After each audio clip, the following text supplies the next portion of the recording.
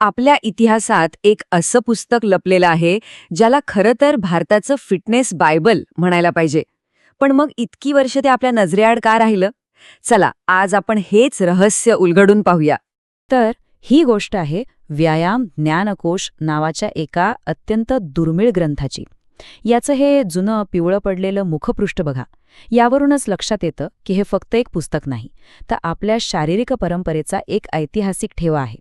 मग प्रश्न हा आहे की या जुन्या पानांमध्ये नक्की दडले तरी काय, असं कोणतं खास ज्ञान आहे जे आजच्या आधुनिक जिम आणि फिटनेस ट्रेंड्सच्या पलीकडचं असू शकतं?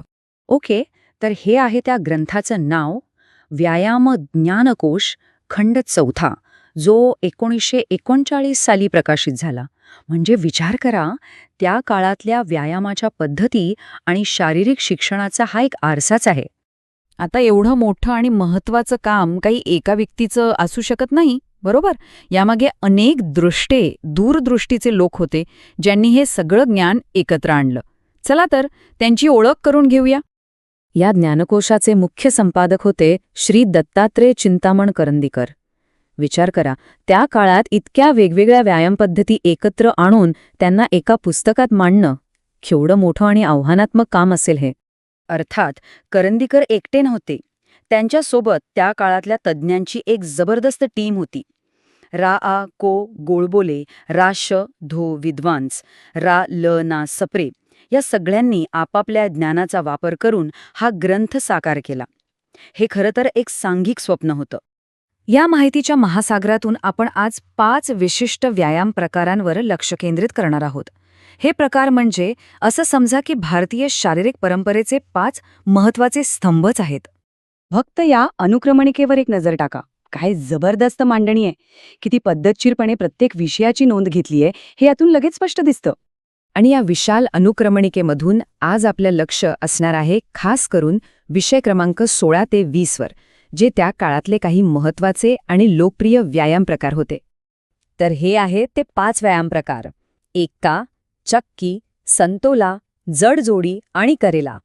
ही नावं जरी आज आपल्याला थोडी वेगळी वाटली तरी यात फिटनेसचं खूप मोठं रहस्य दडलेलं आहे. चला एकेकाची ओळख करून घेऊया. या ग्रंथाचा मूळ उद्देशच हा होता की हा शारीरिक वारसा, हे ज्ञान काळाच्या ओघात विसरलं जाऊ नये, आणि याच भावनेतून यात प्रत्येक व्यायामाचं वर्णन केलंय. सुरुवात करूया एक्कापासून. यात एका पायावर उभं राहून शरीराचं संतुलन साधण्यावर भर दिला जातो. यानंतर येतो चक्की, जो जमिनीवर बसून जात्याच्या हालचालीसारखा शरीर फिरवण्याचा व्यायाम आहे. याने पोटाचे आणि कमरेचे स्नायू मजबूत होतात. आता पुढचे 2 व्यायाम प्रकार म्हणजे संतोला आणि जडजोडी. संतोला म्हणजे थोडक्यात आपल्या योगासनांसारखंच, शरीराला ताण देऊन, स्ट्रेच करून लवचिक बनवणं. आणि जडजोडी, हे तर आपलं पारंपरिक स्ट्रेंथ ट्रेनिंगच आहे. नावाप्रमाणेच लाकडी किंवा दगडाचा वापर करून ताकद वाढवण्यावर यात भर दिला जातो. आणि या यादीतला शेवटचा पण तितकाच महत्वाचा व्यायाम म्हणजे करेला. हा एक असा व्यायाम प्रकार आहे ज्यात शरीराला वेगाने फिरवून चपळता आणि लवचिकता वाढवली जाते. आणि अशा सगळ्या पद्धती पुढच्या पिढीपर्यंत पोचल्या पाहिजेत, हाच तर या ग्रंथाचा मूळ उद्देश होता, जो या प्रस्तावनेत अगदी स्पष्ट दिसतो. म्हणूनच हे केवळ एक पुस्तक नाही, तर शारीरिक ज्ञानाचं एक टाईम कॅप्स्यूल आहे.